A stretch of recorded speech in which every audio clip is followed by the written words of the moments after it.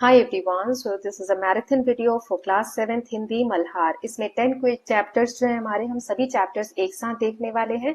Chapters भी देखेंगे और एक्स्ट्रा क्वेश्चंस भी जो है एग्जाम्स में आ सकते हैं। हर टाइप के क्वेश्चन प्रैक्टिस करेंगे जो भी एग्जाम बेस्ड होते हैं। ओके, सो इसमें हम सभी नोट्स को देखने वाले हैं। अगर आप लोगों को ये नोट्स वगैरह चाहिए तो please let me know in the comment section, या फिर व्हाट्सएप पे कनेक्ट कर सकते हैं पीडीएफ्स के लिए या नोट्स के लिए।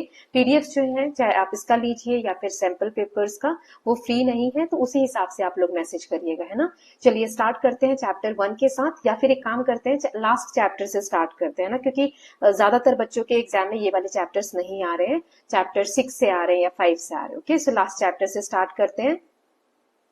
पहले चैप्टर 6 देखेंगे, गिरधर कविराय की कुंडलियां। चैप्टर 6 से 10 तक करेंगे, फिर हम 1 से लेके 5 तक कर लेंगे। ओके, तो गिरधर कविराय की कुंडलियां, ये चैप्टर मैंने डिटेल में बताया हुआ है। चलिए इसके नोट्स देख लेते हैं। सो इसमें हमने सबसे पहले देखा लेखक का परिचय। गिरधर कविराय जो है 18वीं सदी के नीति कवि है। नीति मतलब होता है पॉलिसी से रिलेटेड, कुछ अच्छे विचार से रिलेटेड वो बातें कहते हैं। वे अपनी लोक प्रचलित कुंडलियों के लिए प्रसिद्ध हैं। उनकी रचनाएं सरल भाषा में जीवन व्यवहार की शिक्षा देती हैं। उनकी पंक्तियां आज भी कहावतों की तरह प्रयोग की जाती है। विधा, ये जो पाठ है ये नीति काव्य है, और कुंडलियां छंद इसमें दिए गए हैं। जैसे पहली जो कुंडली है, बिना विचारे जो करे सो पाछे पछताए, काम बिगाड़े आपनो जग में होत हसाए, जग में होत हसाए चित में चैन न पावे, खान पान सम्मान राग रंग मन ही न भावे, कह गिरिधर कविराय दुख कछु टरत न टारे, खटकत है जिया माही कियो जो बिना विचारे। मतलब बिना विचार जो करते हैं तो उससे बहुत हानि होती है। उसी का हम सारांश देख लेते हैं। सो बिना सोच विचार के कार्य करने वाला व्यक्ति बाद में पछताता है, उसका काम बिगड़ जाता है, समाज में उसका उपहास होता है। उपहास मतलब मजाक उड़ाया जाता है, उसके मन में शांति नहीं रहती, सुख सुविधाएं भी उसे अच्छी नहीं लगती, और बिना विचार किए किया गया काम कार्य जीवन भर मन को खटकता रहता है। फिर इसमें विषय का अगर हम विस्तार पूर्ण देखें तो बिना विचार के निर्माण मतलब जल्दबाजी में लिया गया निर्णय हानिकारक होता है। सोच समझकर कार्य करना आवश्यक है। मानसिक मतलब मन में अशांति रहती है, मन में चैन नहीं रहता, गलती का दुख बार बार याद आता रहता है कि मैंने ऐसी गलती क्यों कर दी। सामाजिक परिणाम, लोग हंसी उड़ाते हैं, सम्मान कम हो जाता है। तो पहली कुंडली का क्या संदेश है, ऐसे आ जाता है ना कि पहली कुंडली का क्या संदेश है। तो हर कार्य सोच समझ कर करना चाहिए, जल्दबाजी से बचना चाहिए, समझदारी ही सफलता की कुंजी है। नाउ सेकंड वाली कुंडली दी गई है, बीती ताही बिसारी दे आगी की सुधी ले, जो बने आवे सहज में ताही में चित दे, ताही में चित देई बात जोई बन आवे, दुर्जन हसे न कोई चित में खता न पावे, कह गिरिधर कविराय यहे करु मन पर तीती, आगे को सुख होई समझू बीती सो बीती। तो इसका सारांश देख लेते हैं। बीती बातों को, जो हमारा पास्ट है उसे हमें भूल जाना चाहिए। अतीत की असफलताओं में उलझना ठीक नहीं है, भविष्य की ओर ध्यान देना चाहिए, सहज और सरल जीवन अपनाना चाहिए। ऐसा करने से जीवन में सुख मिलता है। अब इसका हम विषय विस्तार देख लेते हैं। तो अतीत को छोड़ना मतलब बीती घटनाओं को बार बार याद नहीं करना चाहिए, उनसे सीख लेकर और आगे बढ़ना चाहिए। भविष्य की चिंता, आने वाले समय की तैयारी रखनी चाहिए। सफलता के लिए सकारात्मक यानी पॉजिटिव सोच आवश्यक होती है। सहज जीवन मतलब सरल और संतुलित जीवन में सुख है। मन को स्थिर रखना चाहिए, मन को शांति के साथ हमें आगे की तरफ काम करना चाहिए, पिछली बातों को भूल जाना चाहिए। दूसरी कुंडलियों का संदेश है, अतीत को भूलकर भविष्य की ओर बढ़ना चाहिए, मन में विश्वास रखना चाहिए। सकारात्मक सोच ही जीवन को सुखी बनाती है। अब समग्र इस पूरे चैप्टर का दो जो कुंडलियां, उसका संदेश क्या है कि सोच समझकर निर्णय लेना चाहिए, अतीत में नहीं उलझना चाहिए, सरल संतुलित और सकारात्मक जीवन अपनाना चाहिए। चलिए अब इसके क्वेश्चन प्रैक्टिस करते हैं। तो अब इसके अति लघु प्रश्न देख लेते हैं। पहला है, गिरधर कविराय किस सदी के कवि थे, 16वीं, 17वीं, 18वीं या 19वीं? तो 18वीं। दूसरा है, पहली कुंडलियां किस विषय पर आधारित है, प्रकृति, भक्ति, बिना विचार के कार्य, बिना विचार के कार्य? तीसरा है, बिना विचार के कार्य करने का क्या परिणाम होता है, सफलता, सम्मान, पछतावा या पुरस्कार? तो पछतावा। फिर और देख लेते हैं फोर्थ वाला। ऐसे व्यक्ति के साथ समाज क्या करता है जो बिना सोचे कार्य करता है, प्रशंसा, सहायता, सम्मान या उपहास? उपहास। फिर बिना विचार के कार्य करने से मन की क्या स्थिति होती है, शांत, प्रसन्न, अशांत या उत्साहित? तो इसका आंसर हो जाएगा अशांत रहता है मन। ठीक है, नाउ नेक्स्ट देख लेते हैं। लघु उत्तरीय प्रश्न है। पहला है, बिना विचार के कार्य करने का क्या दुष्परिणाम होता है। तो बिना सोचे समझे कार्य किया गया है अगर, तो उसे वह असफल हो जाता है, व्यक्ति बाद में पछताता है और उसका मन अशांत रहता है और समाज में भी उसका उपहास होता है। दूसरा है, काम बिगाड़े बिगाड़े आपनो पंक्ति का अर्थ क्या है। तो इस पंक्ति का अर्थ यह है कि बिना सोच विचार के किया गया कार्य स्वयं के लिए हानिकारक होता है, व्यक्ति अपना ही नुकसान कर बैठता है। तीसरा है, जो बनी आवे सहज में ताही में चित देई का अर्थ लिखिए। तो इसका अर्थ यह है, सरल और स्वाभाविक जीवन में मन लगाना चाहिए, अनावश्यक कठिनाइयों में उलझना उचित नहीं है। फिर है, पहली कुंडली से क्या शिक्षा मिलती है। पहली कुंडली से यह शिक्षा मिलती है कि हर कार्य सोच समझकर करना चाहिए, जल्दबाजी और असावधानी नुकसानदेह होती है। नेक्स्ट देख लेते हैं, दीर्घ उत्तरीय है। पहला है, पहली कुंडलियों का भावार्थ अपने शब्दों में लिखिए। तो पहली कुंडली में कवि ने बिना सोच विचार के कार्य करने के दुष्परिणाम बताए हैं। ऐसे व्यक्ति को बाद में पछताना पड़ता है और उसका काम बिगड़ जाता है और लोग उसका उपहास करते हैं, उसके मन में शांति नहीं रहती और सुख सुविधाएं भी अच्छी नहीं लगती हैं। कवि संदेश देते हैं कि हर कार्य सोच समझकर करना चाहिए। दूसरी कुंडली का भावार्थ बताइए। सो इसमें कवि अतीत को भूलने और भविष्य पर ध्यान देने की सलाह देते हैं। वे कहते हैं कि बीती बातों में उलझे रहने से कोई लाभ नहीं होता, सहज और सरल जीवन में मन लगाना चाहिए, सकारात्मक सोच के साथ आगे बढ़ना ही जीवन की सफलता का मार्ग है। ओके, नाउ व्याकरण वाला पार्ट देख लेते हैं। सो बीती ताही विसारित, इसमें बीती किस काल को दर्शाता है, भूतकाल को, कि कोई बात बीत गई है, तो पास्ट की बात यहाँ पर हो रही है। आगे की सुधी ले, इसमें आगे किस काल का बोध करता है, भविष्य काल। जग में जो होत हसाए, इसमें होत में किस काल का रूप है, वर्तमान काल। पछताए किस क्रिया से बना है, पछताना। बिगाड़े, बिगाड़े मतलब बिगाड़ना, किस क्रिया से बना है, तो बिगाड़ना से बना है। फिर यहाँ पे और देख लेते हैं, कुंडलियां किस प्रकार का छंद होती है, मात्रिक छंद। बिना विचारे में कौन सा अलंकार है, अनुप्रास अलंकार। खान पान सम्मान में किस मात्रा का बार बार उपयोग हुआ है, आ, देखो आ की मात्रा है ना। देन कुंडलियों में कुल कितनी पंक्तियां होती है, 6 पंक्तियां। सहज शब्द का विलोम लिखना है कठिन। ओके, नाउ अब हम देख लेते हैं इस चैप्टर पे बेस्ड पद्यांश जो आते हैं आपके। 2 मैंने लिए हैं, एक अभी हम डिस्कस करेंगे। सो जैसे पहला है, बिना विचारे जो करे सो पाछे पछताए, काम बिगाड़े आपनो जग में होत हसाए। सो बिना विचारे का अर्थ क्या होता है, का अर्थ क्या होता है, सोचकर, बिना सोचे, समझदारी से, सावधानी से, बिना सोचे। पाछे पछताए से क्या अभिप्राय है, पहले पछताना, तुरंत में पछताना, बाद में पछताना है, कभी ना पछताना, बाद में पछताना। ओके, तो इस तरीके से पैसेज है और उसके क्वेश्चंस मैंने दिए हैं। काम बिगाड़े आपनो का अर्थ है कि अपना काम स्वयं बिगाड़ लेना। जग में होत हसाए मतलब उपहास होना जग में। ओके, फिर इस पद्यांश का मुख्य संदेश क्या है कि सोच समझकर कार्य करना चाहिए। तो ये हमने देख लिया एक चैप्टर। नाउ अब चैप्टर नंबर 7 देखते हैं, वर्षा बहार। यहाँ भी एक कविता दी गई है, वर्षा बहार सबके मन को लुभा रही है ना। ये कविता मैंने अच्छे से समझाई हुई है, चलिए इसके नोट्स देख लेते हैं। तो पाठ का परिचय है कि यह कविता वर्षा ऋतु के सुंदर दृश्यों का वर्णन करती है। कवि ने प्रकृति की शोभा और जीव जंतुओं की प्रसन्नता का चित्रित किया है। वर्षा के आने से चारों ओर हरियाली और आनंद छा जाता है। ये कविता प्रकृति प्रेम और उत्साह का संदेश देती है। आगे देखते हैं कि कवि का परिचय। कवि इसके कौन है, मुकुटधर पांडे जी। इनका जन्म छत्तीसगढ़ के बिलासपुर में हुआ है। प्रकृति सौंदर्य का सुंदर चित्रण उनकी रचनाओं की विशेषता है। प्रकृति की उन्होंने सुंदरता का चित्रण किया है। उन्हें पद्मश्री सम्मान से सम्मानित किया गया है। एक सारांश देख लेते हैं। वर्षा ऋतु सबके मन को प्रसन्न करती है। आकाश में घनघोर बादल छा जाते हैं, बिजली चमकती है और बादल गरजते हैं। वर्षा का पानी झरनों और तालाबों को भर देता है। ठंडी हवा चलती है और पेड़ों की डालियां हिलती है। मोर नृत्य करते हैं और मेंढक टर टर करते हैं। किसान खेतों में प्रसन्न होकर गीत गाते हैं। पूरी प्रकृति वर्षा के कारण आनंदमय हो जाती है।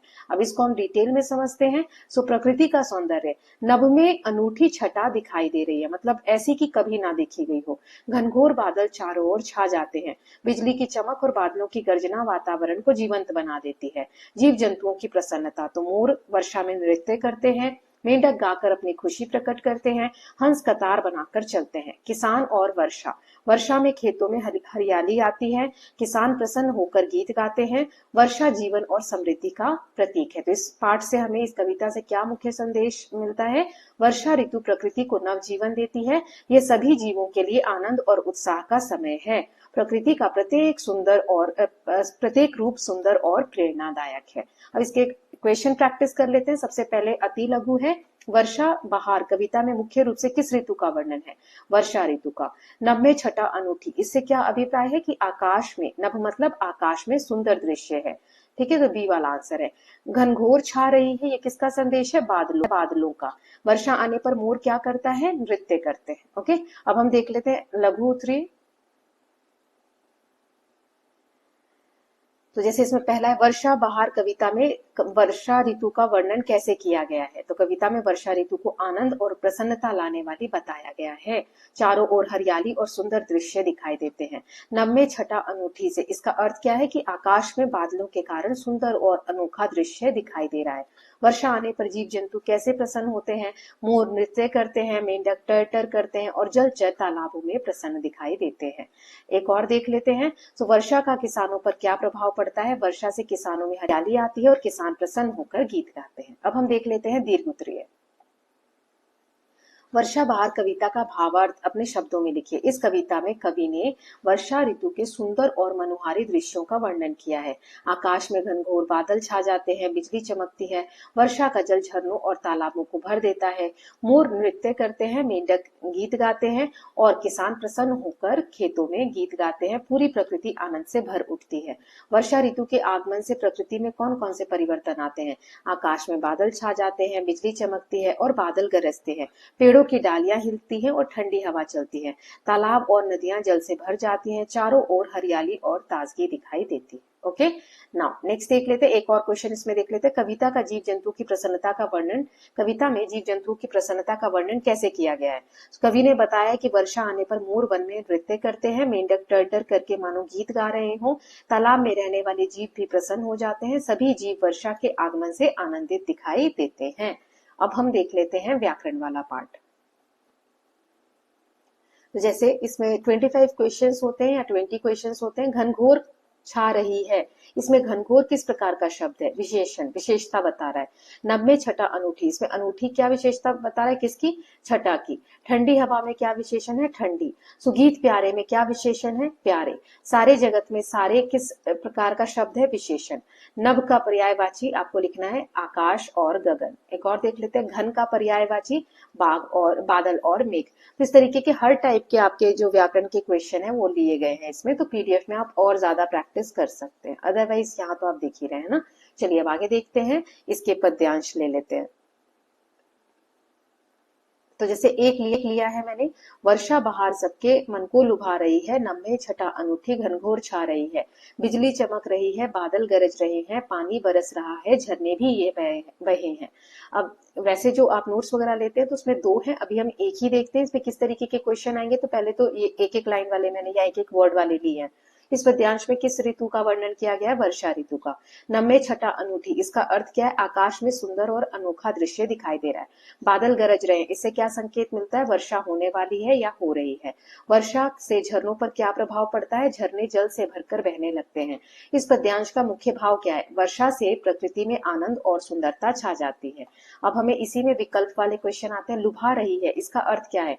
आकर्षित कर रही है। घनघोर शब्द का संबंध किससे है? बादल से है। फिर और है इसमें, बिजली चमक रही है, ये किस प्राकृतिक घटना का संकेत है? तो वर्षा ऋतु का। झरनों के बहने का कारण क्या है? वर्षा। फिर इस पद्यांश में कौन सा भाव व्यक्त हुआ है? आनंद का भाव। सो इसके साथ हमने ये वाला भी पोयम देख लिया है, ये वाली पोयम अपनी कंप्लीट कर ली है। Now let's see the next chapter. पाठ 8 है हमारा, बिरजू महाराज से साक्षात्कार। जिसकी हम समरी देख लेते हैं। पहले पाठ का परिचय। ये पाठ प्रसिद्ध कथक नर्तक पंडित बिरजू महाराज के साक्षात्कार पर आधारित है। इसमें उनके बचपन, संघर्ष, कथक की परंपरा, संगीत और नृत्य के महत्व तथा उनके विचारों को प्रस्तुत किया गया है। ये साक्षात्कार यानी जो इंटरव्यू है उनके व्यक्तित्व, साधना और कला प्रेम को दर्शाता है। अब देख लेते हैं बचपन और संघर्ष। तो बचपन में उनका परिवार संपन्न था। पिता के देहांत के बाद आर्थिक कठिनाइयां शुरू हुई। मां ने संघर्ष के समय उनका साथ दिया, कई बार भोजन तक नहीं मिलता था। कठिन परिस्थितियों में भी उन्होंने अभ्यास जारी रखा। इसका संदेश क्या है कि कठिन परिश्रम और लगन से ही सफलता मिलती है। कथक की शिक्षा। कथक की शिक्षा उन्हें अपने पिता अच्छन महाराज से मिली। चाचा शंभू महाराज और लच्छू महाराज से भी उन्होंने सीखा। औपचारिक यानी ऑफिशियल प्रशिक्षण से पहले ही वे वातावरण से सीख चुके थे। गंडा बांधना यानी गुरु शिष्य परंपरा का प्रतीक है ये। वे लगन देखकर ही शिष्य को गंडा बांधते थे। फिर है संगीत और नृत्य का संबंध। तो गाना बजाना और नाचना तीनों संगीत के भाग हैं। नृत्य में लय का बहुत महत्व है। लय जीवन में संतुलन बनाए रखती है। बिना संगीत की समझ के नृत्य क्या होता है, अधूरा होता है। कथक की परंपरा। सो कथक का उल्लेख महाभारत और रामायण में मिलता है। पहले ये मंदिरों तक सीमित था। लखनऊ, जयपुर और बनारस घरानों का विकास हुआ। ये अलग अलग इसमें जो घराने रीजन वाइज बटा हुआ है। हर घराने की अपनी एक विशेष शैली होती है। लोक नृत्य और शास्त्रीय नृत्य के बारे में हमने पढ़ा था। लोक मतलब लोगों से जुड़ा हुआ, ये ग्रुप्स में होता है, सामूहिक होता है। शास्त्रीय नृत्य जो होता है एकल प्रस्तुति पर आधारित होता है। शास्त्रीय नृत्य में नियम और अनुशासन अधिक होते हैं। कला के प्रति उनका क्या विचार था, तो बच्चों को संगीत और नृत्य सिखाना चाहिए। लय जो है अनुशासन और संतुलन सिखाती है। कला जो है वो मानसिक शांति देती है। बेटियों को भी कला शिक्षा मिलनी चाहिए। उनकी अन्य रुचियां क्या थी, वो मशीनों से उन्हें बहुत लगाव था। चित्रकला का भी शौक था। वे इंजीनियर बन सकते थे। नाउ अब हम क्वेश्चंस देख लेते हैं। पहले तो है एमसीक्यूज। तो बिरजू महाराज को कथक की शिक्षा किससे मिली, अपने पिता और चाचाओं से। आर्थिक कठिनाइयां कब शुरू हुई, पिता के देहांत के बाद। गंडा बांधना किसका प्रतीक है, गुरु शिष्य संबंध का। ठीक है। कथक का संबंध प्रारंभ में कहां से था, तो मंदिरों से, ये हमने देखा था। फिर है एक और देख लेते हैं, लोक नृत्य कैसा होता है, तो ये सामूहिक होता है। ओके, ग्रुप्स में होता है। अब बाकी के हम अब 2 मार्क्स वाले यानी लघु उत्तरीय देख लेते हैं। ये बिरजू महाराज का बचपन कैसा था, उनका बचपन प्रारंभ में सुख समृद्धि से भरा, परंतु पिता के देहांत के बाद आर्थिक कठिनाइयां आ गई।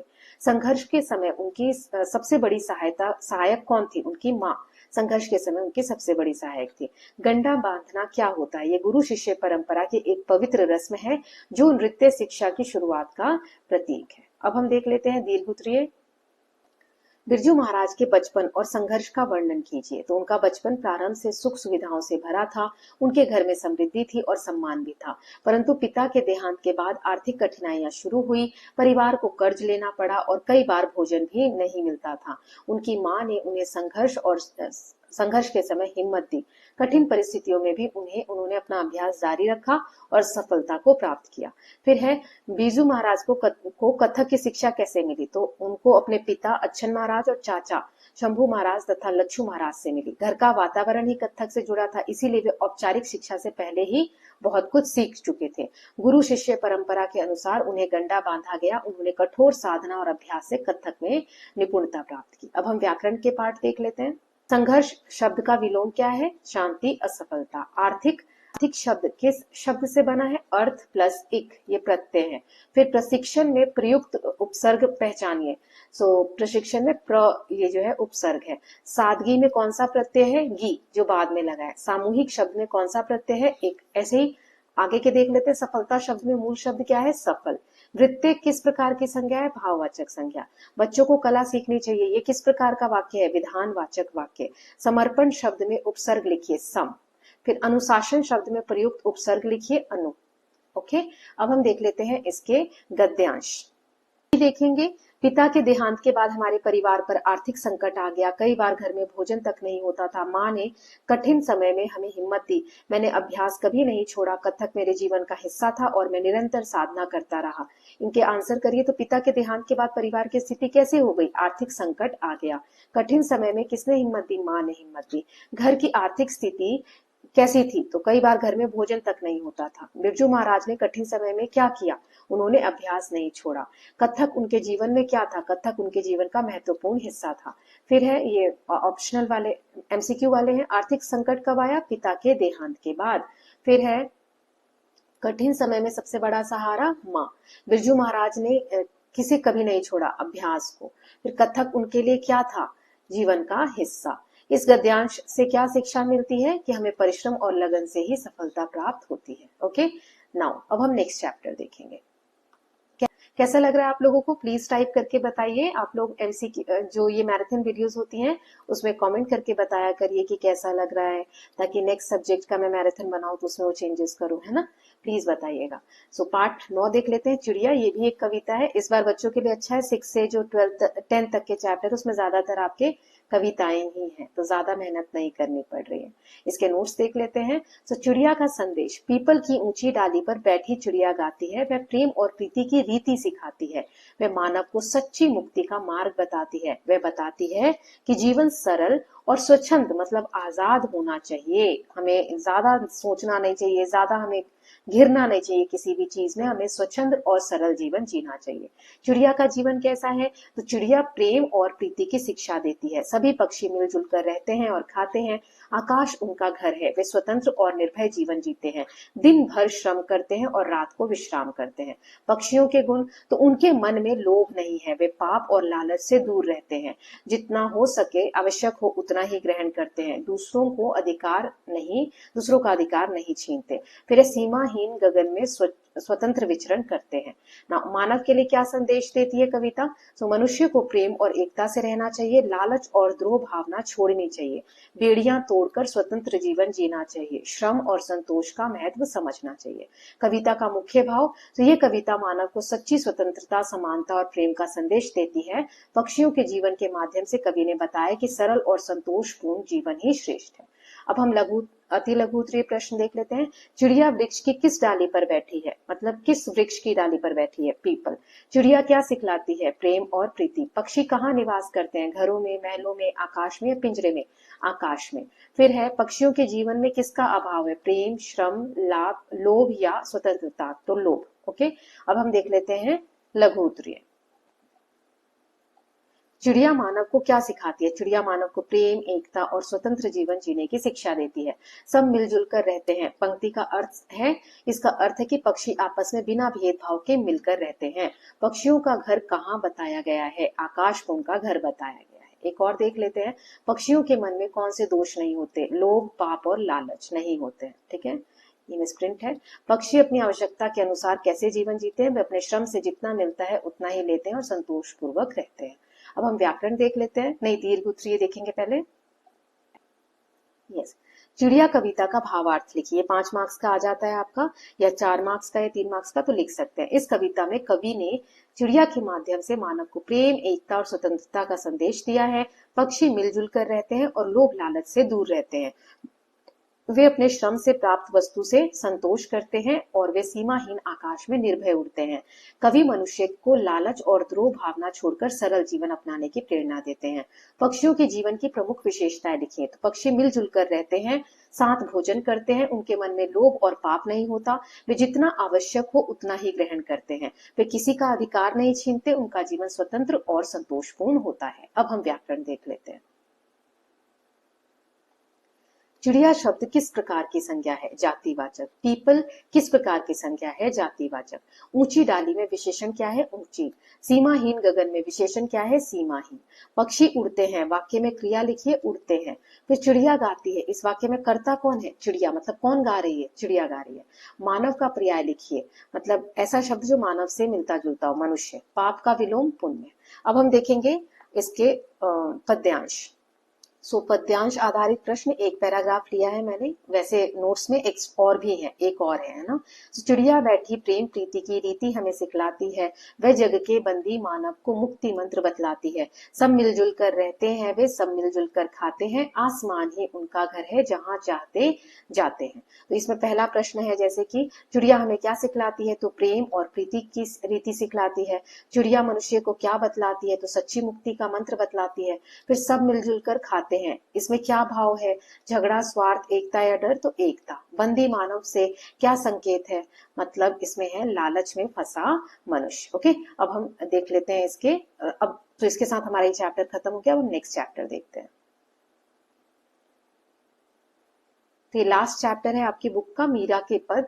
कुछ बच्चों के एग्जाम में यहीं तक आ रहा है, अब जिनको आगे देखना है, मतलब चैप्टर 1 से 5 तक आ रहा है, तो वो भी देख सकते हैं ना आगे, बाकी आप लोग यहाँ पर एंड कर सकते हैं वीडियो को। सो मीरा के पद यहाँ पर 2 पद दिए गए हैं। बसु मेरे नैनन में नंदलाल, मोहनी मूर्ति सांवरी सूरति, नैना बने विशाल, अधर सुधा रस मुरली राजती, उर वैजंती माल, शुद्र घंटिका कटितट शोभित, नुपुर शब्द रसाल, मीरा के प्रभु संतन सुखदाई, भक्त वत्सल गोपाल। बरसे बदरिया सावन की मन भावन की, सावन में उमंगियो मेरो मनवा, भनक सुनी हरियावन की, उमड़ घुमड़ चहु दिशा से आया, दामिन दम कै छर लावन की, नन्ही नन्ही बूंदन में हाँ बरसे, शीतल पवन सुहावन की, मीरा के प्रभु गिरधर नागर, आनंद मंगल गावन की। तो मीरा द्वारा ये 2 पद लिखे गए हैं। अब इसकी हम देख लेते हैं पाठ का परिचय। तो पहला पद बरसों मेरे नैनन में नंदलाल, इसकी विषय वस्तु देखते हैं। इस पद में मीरा श्री कृष्ण से विनती करती हैं कि वे चाहती हैं कि श्री कृष्ण उनके नैनों में बस जाएं। कृष्ण के रूप सौंदर्य का वर्णन किया गया है, उनके आभूषण और मधुर स्वरूप का चित्रण है। मीरा की गहरी भक्ति और समर्पण को ये लाइनें झलकाती हैं। नेक्स्ट है कृष्ण का स्वरूप वर्णन की, सांवला सुंदर रूप है, विशाल नेत्र हैं, अधरो मतलब होता है होठ, अधर मतलब होठ, होठ पर मधुर मुरली है, उर पर वैजंती माला है, कमर में घुंघरू है, पैरों में नुपुर है। ठीक है, फिर इसमें दिया भाव क्या है इन पंक्तियों का, अनन्य भक्ति मतलब बहुत ज्यादा भक्ति से भरा हुआ, प्रेम पूर्ण समर्पण, ईश्वर को हृदय में बसाने की इच्छा। नाउ नेक्स्ट है दूसरा वाला जो पद है कि बरसे बदरिया सावन की, इसकी विषय वस्तु है कि सावन ऋतु का सुंदर चित्रण है, बादलों का उमड़ना घुमड़ना बताया गया है, बिजली चमकने और वर्षा होने का वर्णन है, शीतल पवन और वर्षा की फुहारों का चित्र है। सावन में मीरा के मन की उमंग प्रकट होती है।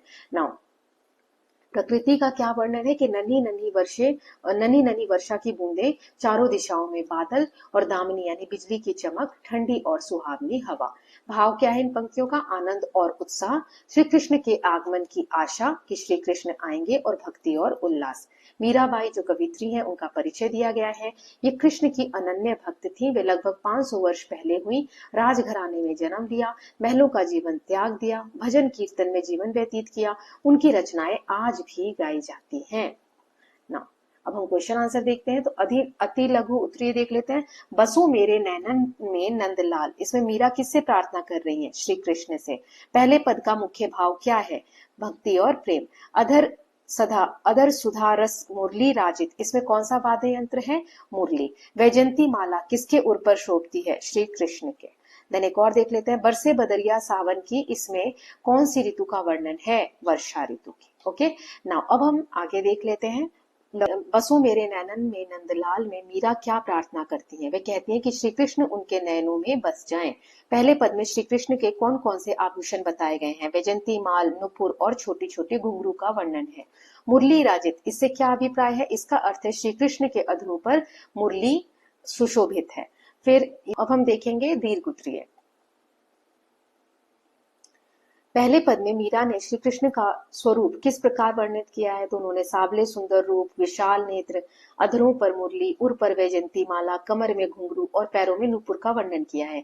उनके रूप सौंदर्य का अत्यंत भावपूर्ण चित्र प्रस्तुत किया गया है। ओके सेकंड है बसो मेरे नैनन में नंदलाल, इस पद का भाव स्पष्ट कीजिए। तो इस पद में मीरा श्री कृष्ण से प्रार्थना करती हैं कि वे उनके हृदय और नयनों में सदा निवास करें। यह पद उनकी गहरी भक्ति और प्रेम को दर्शाता है। अब हम आगे देख लेते हैं व्याकरण वाला पाठ। नंदलाल किस प्रकार की संज्ञा है, व्यक्तिवाचक। फिर नैनन शब्द का शुद्ध रूप नैनो, नैनो। सांवरा ये क्या विशेषण है, गुणवाचक। लाल शब्द किस प्रकार का विशेषण है, गुणवाचक। ये शीतल पावन में विशेषण शब्द कौन सा है, शीतल। गिरधर शब्द का अर्थ क्या है, पर्वत को धारण करने वाला। गिरधर यानी पर्वत को जिसने धारण किया हो। मनवा शब्द में कौन सा रूप प्रयोग हुआ है, लघु रूप, स्नेहवाचक। ठीक, अब नुपुर का वचन बदल कर लिखिए नुपुरों। अब हम देखेंगे इसके पद्यांश। पहला है बसो मेरे नैनन में नंदलाल, मोहनी मूर्ति, जो मैंने पैराग्राफ रीड किया था। इसमें मीरा किससे प्रार्थना कर रही है, श्री कृष्ण से। श्री कृष्ण का रूप कैसा बताया गया है, सांवला सुंदर रूप, विशाल नेत्र बताए गए हैं। फिर यहाँ पर एक तो एमसीक्यू देख लेते हैं। मोहनी मूर्त का अर्थ क्या है, सुंदर रूप। उर्क शब्द का क्या अर्थ होता है, हृदय। फिर एक और देख लेते हैं, श्री कृष्ण के अधरों पर क्या सुशोभित है, उनके अधरों पर मुरली सुशोभित है। Okay so with this we are done with this chapter also. Now we will see chapter number 1। तो चैप्टर 1 है हमारा माँ कह एक कहानी। ये भी एक कविता के फॉर्म में दिया हुआ है, इसके नोट्स देख लेते हैं। सबसे पहले है पाठ परिचय, रचना का परिचय। ये कविता माँ और पुत्र के बीच में संवाद के रूप में दी गई है, यानी बातचीत के रूप में। इसमें पुत्र अपनी माँ से कहानी सुनाने की हट करता है। माँ उसे करुणा और न्याय की सीख देने वाली कहानी सुनाती है। कहानी में एक घायल हंस, एक आखेटक यानी शिकारी और पिता का प्रसंग है। अंत में माँ पुत्र से ही न्याय का निर्णय करने को कहती है। कहानी का सार, विषय जो भी दिया है उसे विस्तार में देखते हैं। पहला है बालक की जिज्ञासा। जिज्ञासा तो बालक बार बार माँ से कहानी सुनाने को कहता है। वह राजा था या रानी जैसे प्रश्न पूछता है। उसकी बाल सुलभ जिद दिखाई देती है। उपवन, फिर बगीचे का दृश्य दिखाया गया है। सुबह का सुंदर उपवन चित्रित है। रंग बिरंगे फूल खिले हुए हैं। ओस की बूंदें चमक रही हैं। पक्षी मधुर स्वर में गा रहे हैं। फिर है घायल हंस की घटना दी गई है कि अचानक एक हंस को तीर लगती है और वह घायल होकर गिरता है। बालक के पिता उसे उठा लेते हैं। तभी आखेटक यानी शिकारी वहां पर आकर हंस को मांगता है। दोनों के बीच में विवाद होता है। अब न्याय का प्रश्न, तो इसमें न्याय क्या होगा? तो विवाद न्यायालय तक पहुंचता है। माँ अपने पुत्र राहुल से निर्णय करने को कहती है। राहुल कहता है कि जो निर्दोष हो वो जो निर्दोष को बचाए वही न्यायी है। न्याय दया का दानी होता है। ठीक है, मतलब जिसने दया दिखाई, न्याय में दया को ऊपर रखा जाता है। मुख्य पात्र कौन है इस कविता में? माँ यशोधरा, पुत्र राहुल, तात यानी पिता सिद्धार्थ, आखेटक और घायल हंस। इसके जो मुख्य संदेश है इस पोयम की, न्याय में दया का समावेश होना चाहिए। जब भी हम न्याय कर रहे हैं तो उसमें दया होनी चाहिए।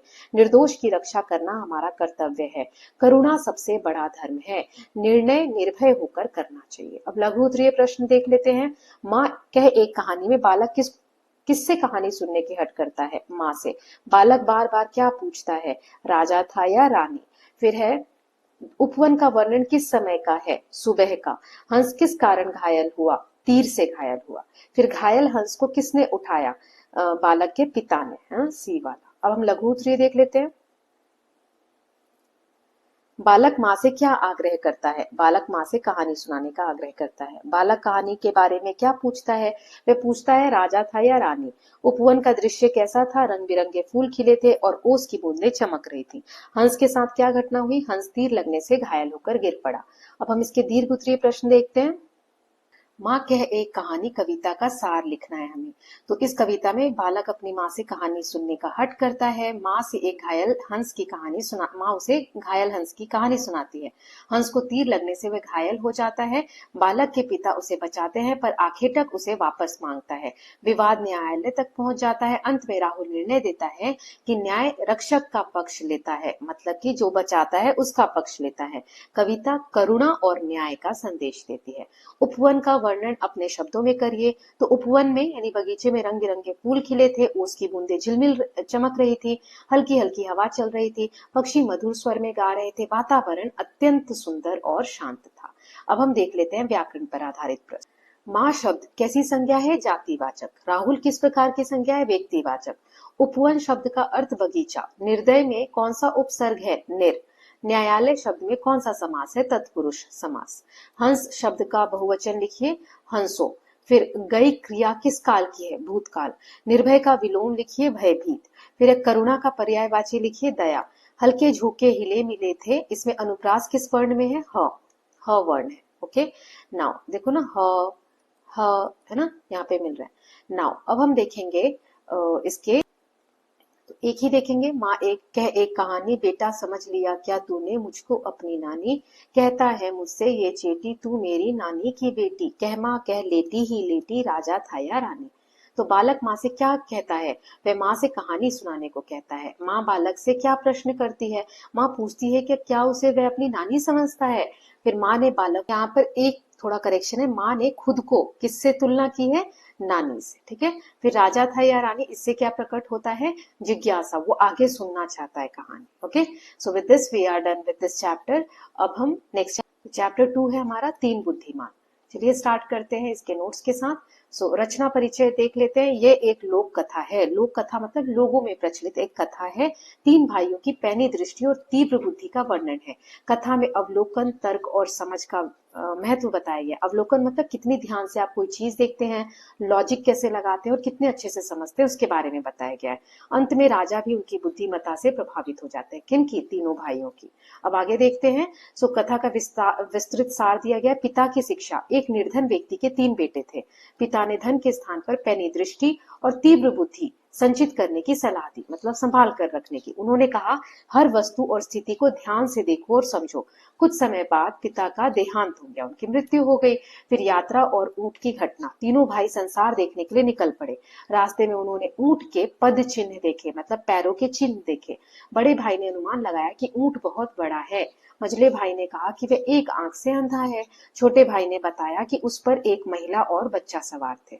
अब घुड़सवार और राजा का दरबार।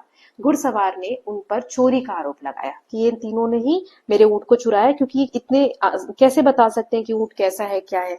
उन्होंने राजा के सामने फिर उन्हें राजा के सामने ले गया। भाइयों ने तर्क से अपनी बात समझाई। राजा ने उनकी परीक्षा लेने के लिए एक एक पेटी मंगवाई। पेटी की परीक्षा। भाइयों ने बिना खोले ही बताया कि पेटी में कच्चा अनार है। उन्होंने अपने तर्क से कारण भी स्पष्ट किया। पेटी खोलने पर बात सत्य निकली। राजा उनकी बुद्धिमत्ता से प्रभावित हुआ।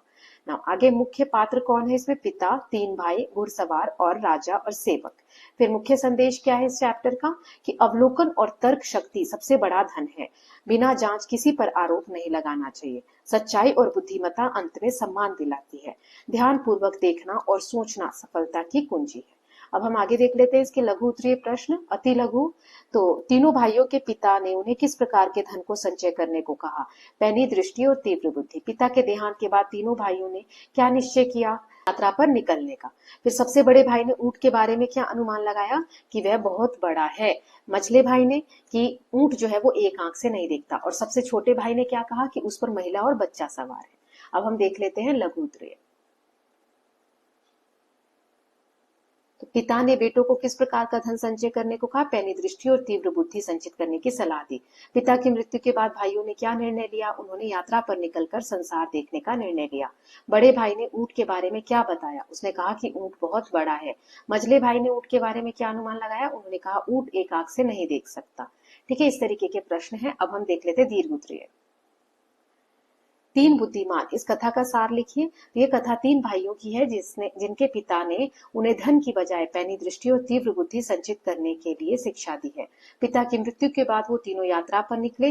रास्ते में उन्होंने बिना ऊंट देखे ही उसके बारे में सही अनुमान लगाया। घुड़सवार ने उस पर चोरी का आरोप लगाया और राजा के पास ले गया। राजा ने उनकी परीक्षा ली, जिसमें उन्होंने पेटी में कच्चा अनार होने का सही अनुमान लगाया। अंत में राजा उनकी बुद्धिमत्ता से प्रभावित हुआ और उन्हें निर्दोष घोषित किया। फिर पिता की शिक्षा का महत्व स्पष्ट कीजिए। पिता ने बेटों को बताया, असली धन पैनी दृष्टि और तीव्र बुद्धि में है। यह धन कभी समाप्त नहीं होता और जीवन में सफलता दिलाता है। उनकी शिक्षा ही आगे चलकर भाइयों की सफलता का कारण बनी। अब हम व्याकरण देख लेते हैं। निर्धन शब्द कौन सा उपसर्ग है? निर। बुद्धिमान में कौन सा प्रत्यय है? मान। प्रत्यय बाद में लगता है और उपसर्ग पहले। घुड़सवार किस प्रकार का समास है? कर्मधारय। पैनी दृष्टि में पैनी क्या है? गुणवाचक विशेषण है। तर्क शब्द से बना एक विशेषण लिखिए, तार्किक। पद चिन्ह में कौन सा समास है? तत्पुरुष समास। असाधारण शब्द में कौन सा उपसर्ग है? अ। उद्यान शब्द का अर्थ लिखिए, बगीचा। संदेह का विलोम लिखिए, विश्वास। अब हम देख लेंगे इसका एक गद्यांश। जैसे, मेरे बेटों, हमारे पास ना तो रुपया पैसा है, ना ही सोना चांदी, इसीलिए तुम्हें दूसरे प्रकार का धन संचित करना चाहिए। हर वस्तु और स्थिति को पूर्णतः समझने और जानने का प्रयास करो, कुछ भी तुम्हारी दृष्टि से बच ना पाए। यहाँ पर पिता किस प्रकार का धन संचित करने को कह रहे हैं? पैनी दृष्टि और तीव्र बुद्धि का धन। दूसरे प्रकार का धन, इससे क्या अभिप्राय है? ज्ञान, समझ और अवलोकन शक्ति। फिर है पूर्णतः समझने का अर्थ क्या है? मतलब गहराई से जानना। इस गद्यांश में किस मूल्य पर बल दिया गया है? ज्ञान। ठीक है, अब ये चैप्टर हो गया हमारा। अब हम देख लेते हैं चैप्टर नंबर 3। चैप्टर 3 एक पोयम है, फूल और कांटा। तो चलिए इसकी हम पहले समरी देख लेते हैं। पाठ परिचय है, रचना से परिचय देखते हैं। तो यह एक शिक्षा पद शिक्षाप्रद कविता है। कवि अयोध्या सिंह उपाध्याय हरिऔध जी हैं। इसमें फूल और कांटा के माध्यम से मनुष्य के स्वभाव का चित्रण किया गया है।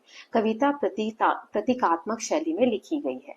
अब नेक्स्ट देखते हैं। समानता का चित्रण किया गया है कि फूल और कांटा एक ही पौधे पर जन्म लेते हैं, दोनों पर एक सी चांदनी पड़ती है। वर्षा और हवा दोनों को समान रूप से मिलती है, दोनों पर सेम प्रभाव डालती है।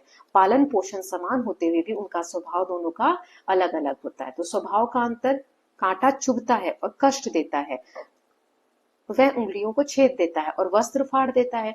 वहीं पर फूल अपनी सुगंध और रंग से सबको प्रसन्न करता है, वह तितलियों और भंवरों को आकर्षित करता है। फिर है प्रतीकात्मक अर्थ। फूल अच्छाई, प्रेम, कोमलता का प्रतीक है। कांटा कठोरता, पीड़ा और बुराई का प्रतीक है। समान परिस्थितियों में भी व्यक्तियों का व्यवहार अलग हो सकता है, मतलब एक जैसी सिचुएशन है फिर भी व्यक्ति अलग अलग बिहेव कर सकते हैं। बड़प्पन का संदेश। केवल कुल या जन्म से कोई बड़ा नहीं बनता, मतलब आप किस घर में जन्म लिए हो, इससे कितना भी बड़ा परिवार हो, कितना भी समृद्ध परिवार हो, लेकिन जरूरी नहीं है कि आप उनके जैसे ही बनोगे। आप किस तरीके के माहौल में रह रहे हो, बड़प्पन व्यक्ति के गुणों और कर्मों से पहचाना जाता है। कैसे काम कर रहे हो उससे आपका बड़प्पन पता चलेगा। जो दूसरों को सुख देता है वही सच्चा महान है। स्वभाव ही सम्मान का आधार है। मुख्य संदेश क्या है इस कविता का, कि परिस्थितियां समान हो सकती है पर स्वभाव अलग हो सकते हैं। अच्छे गुण ही व्यक्ति को महान बनाते हैं। कुल की बड़ाई से अधिक महत्व व्यक्ति के आचरण का होता है। हमें फूल जैसे गुण अपनाने चाहिए।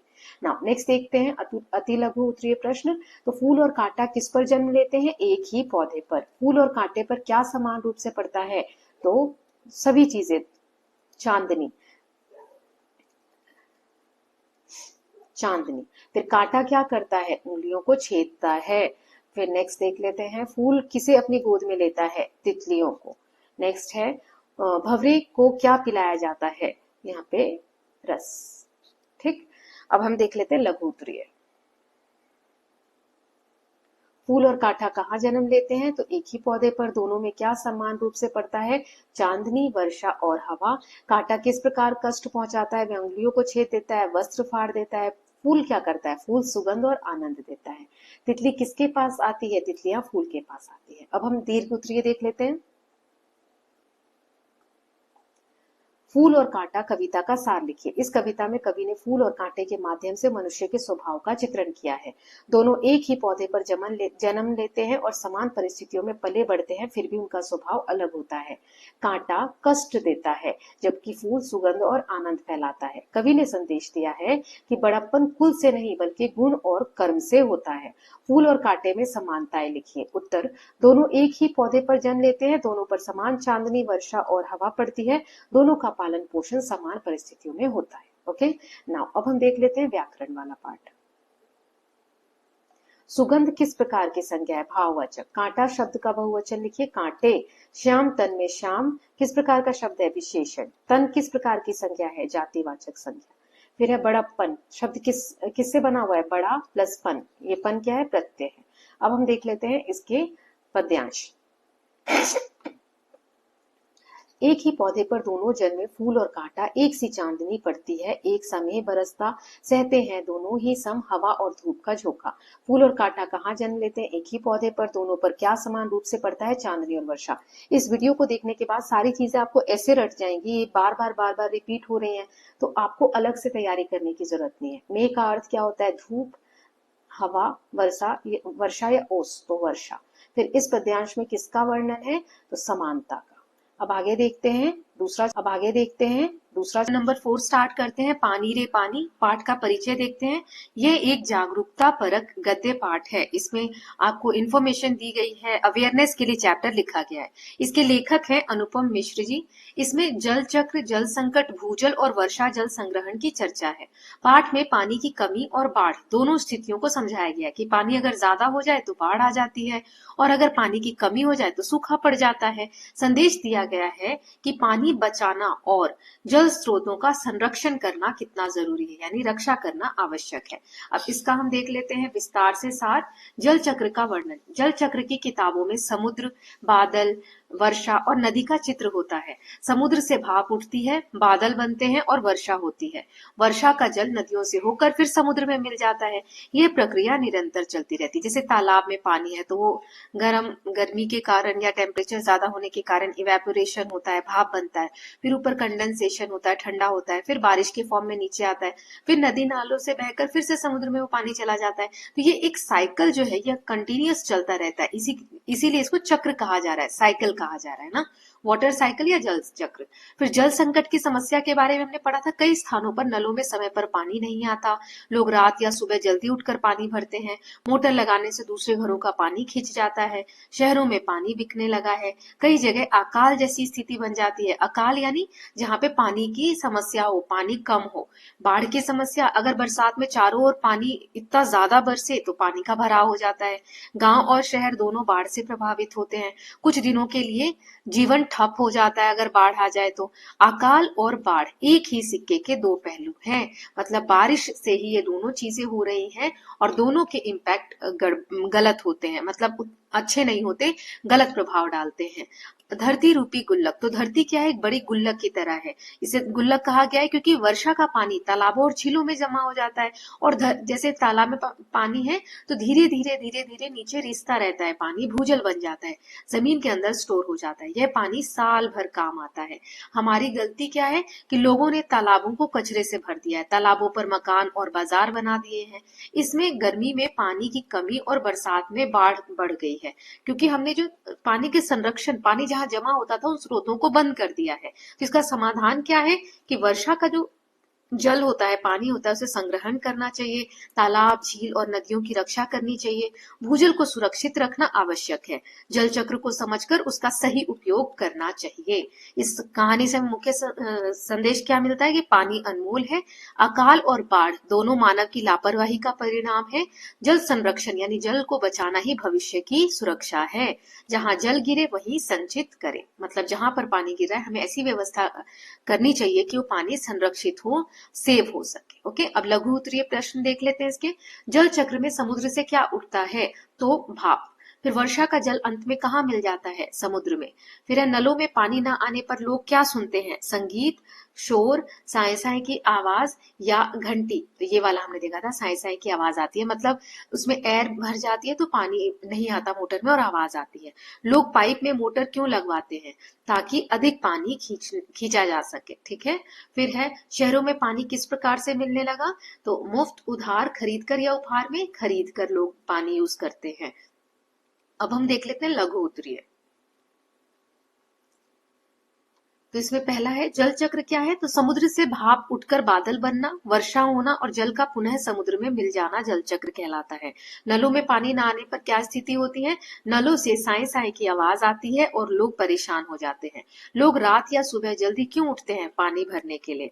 पाइप में मोटर लगाने से क्या हानि होती है कि जिसके घर मोटर होती है वो अधिक पानी खींचता है और दूसरों को पानी नहीं मिलता है। अब हम दीर्घ उत्तरीय देख लेते हैं। पानी रे पानी, इस पाठ का सार लिखना है तो इस पाठ में लेखक ने जल चक्र, जल संकट और जल संरक्षण का महत्व बताया है। समुद्र से भाप उठकर बादल बनते हैं, वर्षा होती है और जल पुनः समुद्र में मिल जाता है। आजकल कई स्थानों पर पानी की कमी हो रही है जबकि बरसात में बाढ़ आ जाती है। तालाबों को नष्ट करने, वर्षा जल संग्रह न करने से ये समस्या बढ़ी है। लेखक ने जल संरक्षण का संदेश दिया है। जल चक्र की प्रक्रिया को समझाइए। तो समुद्र से भाप उठती है, वह बादल बनती है, बादल वर्षा करते हैं, वर्षा का जल नदियों और तालाबों में बहकर फिर समुद्र में मिल जाता है। यही प्रक्रिया जल चक्र कहलाती है। अब आगे देख लेते हैं व्याकरण वाला पार्ट। यस, जल चक्र ये किस प्रकार का समास है? तत्पुरुष। फिर भूजल, इसमें कौन सा समास है? कर्मधारय। अकाल शब्द कौन सा उपसर्ग है? अ लगा हुआ है काल के आगे। संकट का विलोम क्या है? समाधान। संरक्षण शब्द में कौन सा उपसर्ग है? संग। फिर है जल संकट में कौन सा समास है? तत्पुरुष। फिर है मीठी नींद, देखो इस तरीके से डैश लगा होता है तो अधिकतर तत्पुरुष होता है। मीठी नींद में मीठी किस प्रकार का शब्द है? मीठी विशेषण बता रहा, विशेषता बता रहा है नींद की। समुद्र शब्द का बहुवचन क्या है? समुद्रों। फिर है सुरक्षित शब्द में कौन सा उपसर्ग होता है? सु। नदी शब्द का पुल्लिंग बताइए। तो नदी का पुल्लिंग रूप नहीं होता है, वह स्त्रीलिंग ही है। ठीक है। अब हम देख लेते हैं इसके गद्यांश। एक देखेंगे यहाँ पर, पीडीएफ वगैरह में ज्यादा है तो आप चाहें तो वो परचेज कर सकते हैं। कहाँ से आता है हमारा पानी और फिर कहाँ चला जाता है हमारा पानी, हमने कभी इस बारे में गंभीरता से नहीं सोचा। भूगोल की पुस्तक में हम जल चक्र का चित्र देखते हैं, समुद्र, बादल, वर्षा और नदी। समुद्र से भाप उठती है, वह बादल बनती है और बादल वर्षा करते हैं। वर्षा का जल नदियों और तालाबों से होता हुआ फिर समुद्र में मिल जाता है। इस प्रकार जल चक्र पूरा होता है और यह निरंतर चलने वाली प्राकृतिक प्रक्रिया है। तो इस गद्यांश में किस विषय पर चर्चा हो रही है? जल चक्र की। समुद्र से भाप समुद्र से क्या उठता है? भाप। फिर वर्षा का जल किन माध्यमों में बहता है? नदियों और तालाबों से। जल चक्र किस प्रकार का प्रक्रिया है? सो ये एक प्राकृतिक प्रक्रिया है, नेचुरल प्रोसेस है। इस गद्यांश का मुख्य विचार क्या है? सो इसका आंसर हो जाएगा बी, जल चक्र। ठीक है, सो इसके साथ स्टूडेंट्स हमारा ये चैप्टर कंप्लीट हो गया है। कुछ एक्स्ट्रा क्वेश्चंस है वो हम बाद में देखेंगे या फिर आप पीडीएफ में देख सकते हैं। ठीक है, चलिए अब स्टार्ट करते हैं चैप्टर नंबर 5।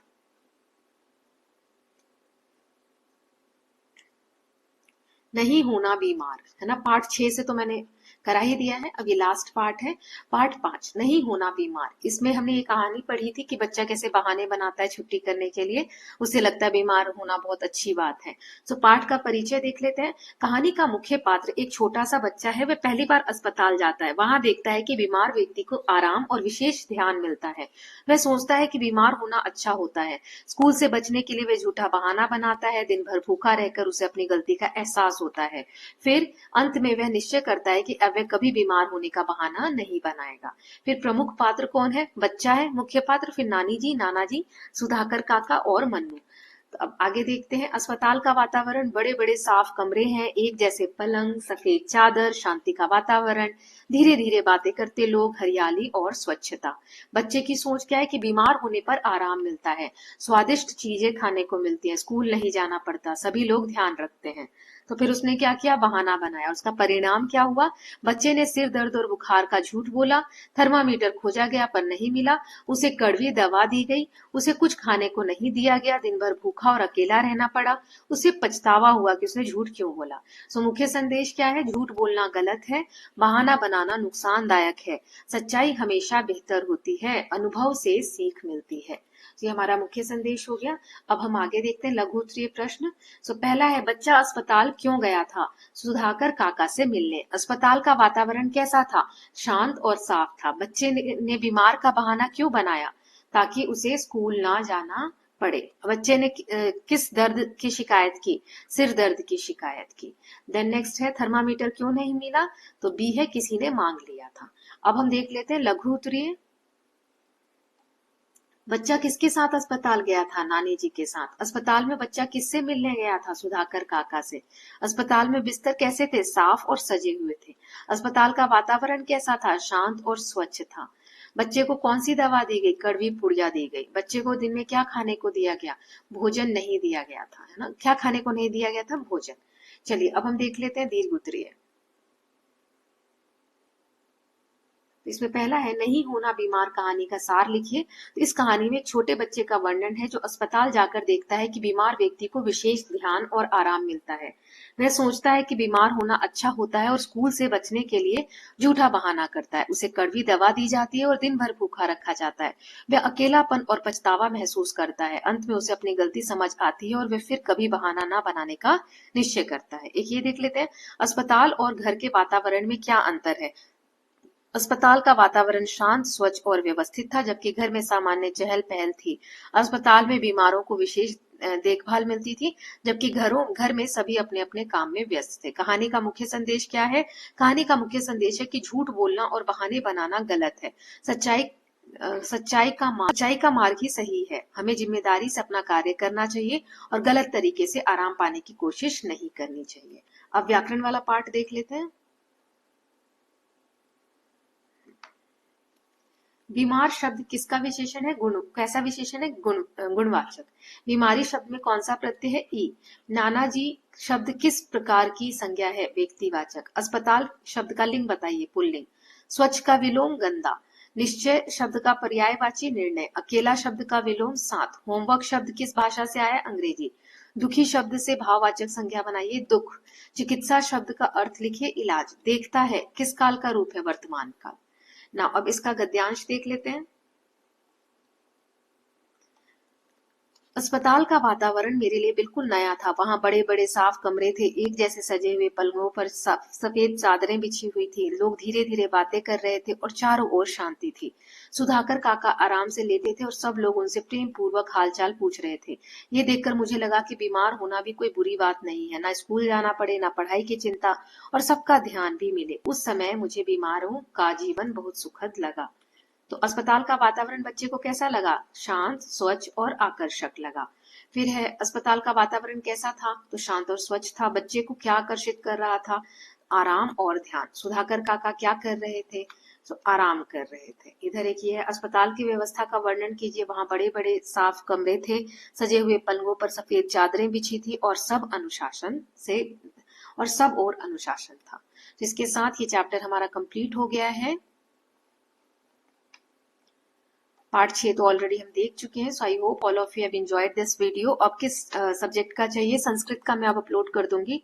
सो बताइएगा अगर कोई चेंजेस चाहिए तो, ताकि मैं नेक्स्ट वीडियो में वो मॉडिफाई कर सकूं। और पीडीएफ वगैरह चाहिए तो प्लीज व्हाट्सएप पे कनेक्ट करिएगा। Okay, so I hope all of you are loving these videos. If you are doing so, please like and share it, and don't forget to subscribe the channel for more such videos. Thank you so much.